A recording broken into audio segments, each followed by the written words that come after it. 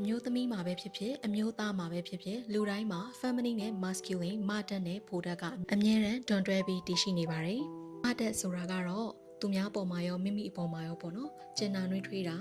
compassion ဂရုဏာထားတာလုပ်เสียရှိတဲ့အရာတွေကိုအရင် fiery လောကြီးနေတာမျိုး fiery ဖြစ်နေတာမျိုးမဟုတ်ဘဲနဲ့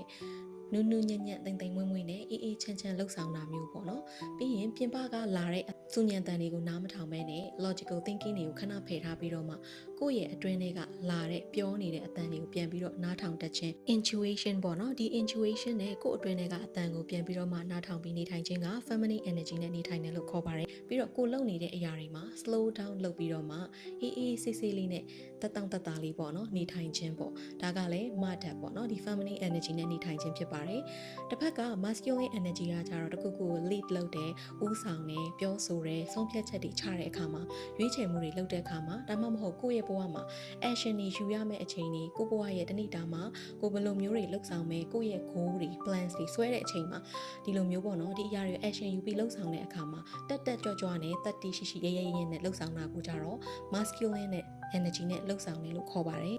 ဒီလို masculine energy နဲ့အမြဲတမ်းနေထိုင်တာကလည်းကြာလာလို့ရှိရင် burn out ဖြစ်လာတတ်တယ်ပေါ့နော်အမြဲတမ်းကိုကပဲဥဆောင်နေလုပ်စရာရှိတဲ့အရာကြီးတွေကိုအမြဲတမ်း passionate ဖြစ်ဖြစ်နေကိုကအမြဲတမ်းလှုပ်ဆောင်နေပြောဆိုတယ်ဒီလိုအရာတွေမှာကြာလာရင်လူက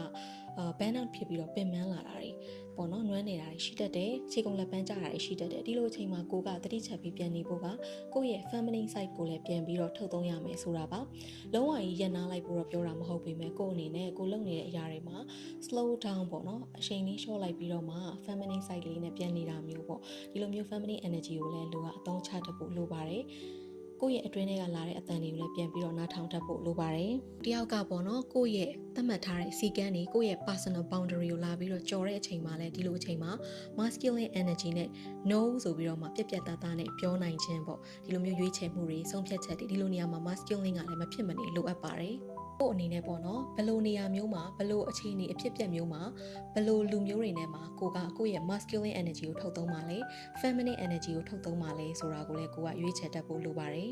ကိုယ့်ရဲ့နေ့စဉ်ဘဝမှာကိုကအုံနောက်နဲ့နှလုံးသားကိုမျက်မျှတတအသုံးချပြီးတော့မှ